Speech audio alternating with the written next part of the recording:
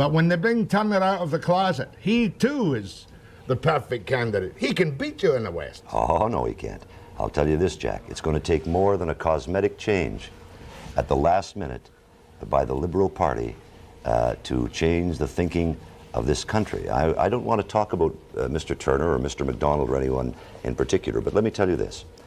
The damage and the sadness that have been inflicted on the Canadian people by the actions of the Liberal government for the last 15 years are so substantial that it's going to take infinitely more than a cosmetic little change and a little typical Liberal shuffle at the last minute. One of their, as they're called in Quebec, a stunt. You know, one of the great stunts the Liberals are capable of. It's going to take infinitely more than that to change the minds of the Canadian people about a government which has absolutely devastated this country.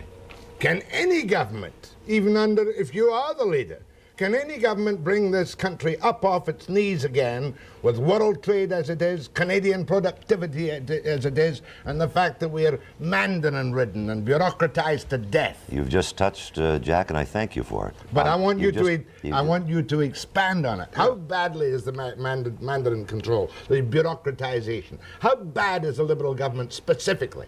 Well, let's just take perhaps two areas.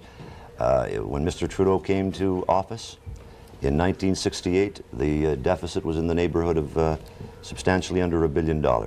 You know what it is today.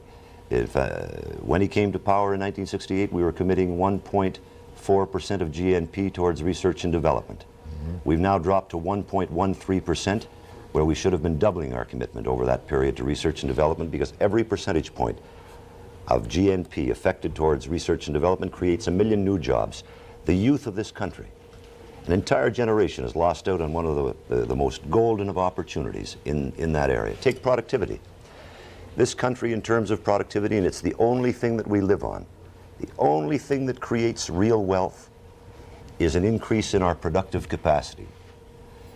What has happened is that we have dropped from #2 position of the OECD down to almost the bare bottom of the OECD countries. So what you've had is a mismanaged economy in all the fundamental areas, and the wreckage in human terms is there for everybody to see. These are fundamental problems.